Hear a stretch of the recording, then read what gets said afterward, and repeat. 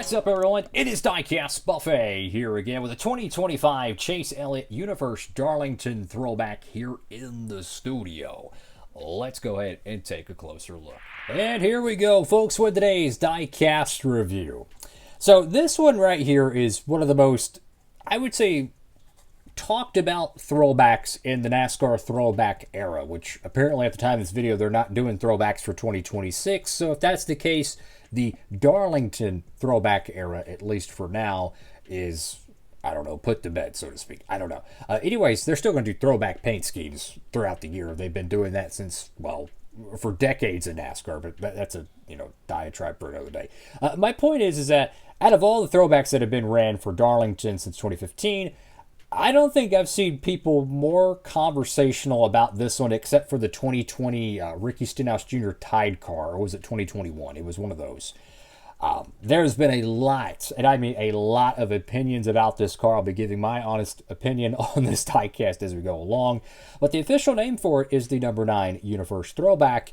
Let's go ahead and get it out of the box. All right, folks, here we go with today's diecast review. A lot of these diecasts I review in the studio, I actually really like them, right? I'm going to show a couple other really cool paint schemes real quick, just to give you an example. Like this paint scheme right here, hotter than fish grease. That thing is amazing. How about this, Ryan Blaney car? Fantastic stuff. So my point is, I'm actually really positive about a lot of cars, man.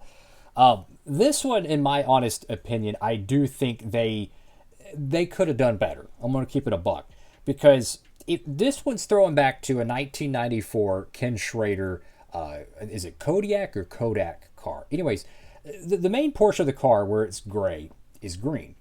And the bottom portion of the car is actually like this lime kind of color. That Ken Schrader car, man, it is awesome, right? It's a 94 Ken Schrader. It's like dark green. You got like lime green on the bottom. It's actually a really cool looking race car. And I just feel like they could have done a little bit better, right? It is what it is. My honest thoughts on the Chase Elliott cars throughout the years, their throwbacks could have been better. Like 2023's throwback was just slam dunk, right? The Bill Elliott one. I've been wanting them to do that paint scheme forever. They finally did that one. But some of the throwback cars throughout the years, I'm just going to keep it a stack. They could have been a little bit better. So you got Elliott right there on the front windscreen. Unifrst right there on the hood of the car. You do have, what is this? You have the Hendrick Motorsports decal there. You have Sunoco on both sides. You have the teal, kind of a minty color, number 9. You do have like the minty colored stripe that wraps perfectly around the fender well. And then you go over to the left side of the diecast. You have the lime green, the Unifrst, teal color, minty teal color, if you will. You have the gray and the white.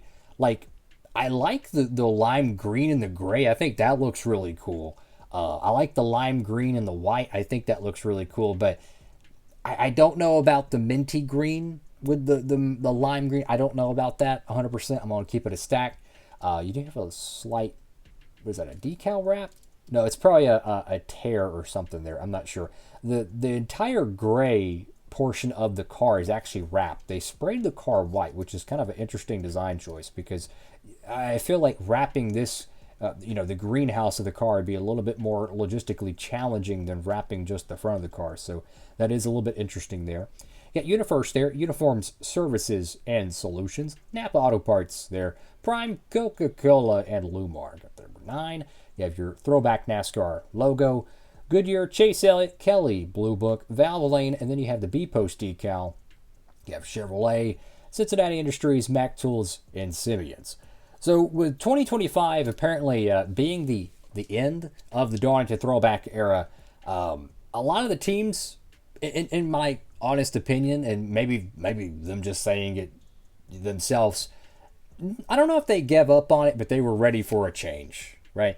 And my honest take on it, I actually really like the Darlington throwbacks. I got excited for it because, as someone who loves, like the paint schemes and the history of the sport, I always looked forward to it, right? So for me, when the teams would participate and you have drivers throwing back to, the paint schemes from their sponsors or the teams themselves or just drivers they were a fan of, whatever it was, I thought it was really, really cool. There was a lot of backstories and just really fun weekend. And you would spend weeks building it up.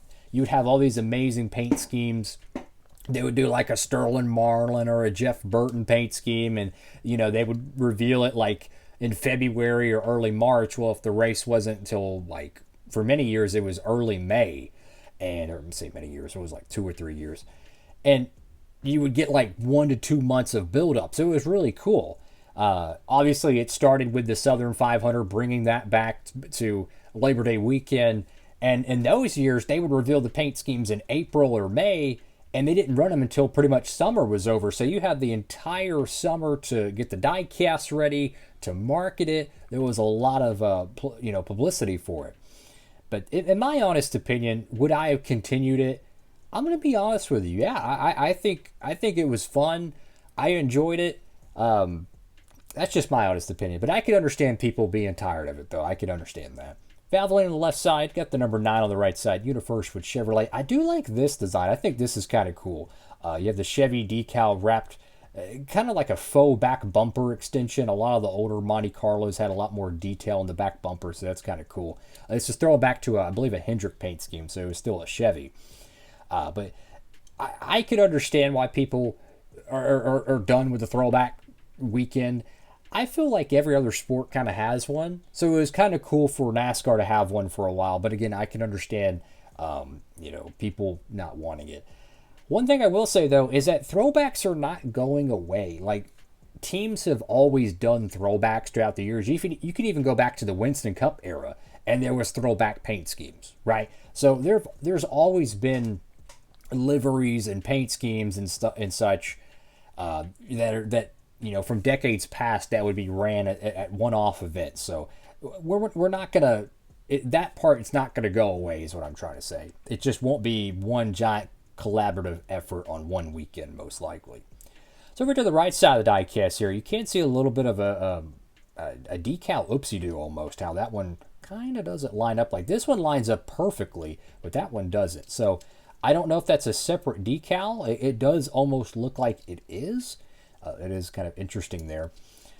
Go to the top of the diecast here. You have the number 9 with the gray background. Like low key, that actually kind of looks good. I like that. Like the gray with the minty green and then the white right there. I kind of like that. Like low key, that actually looks really good.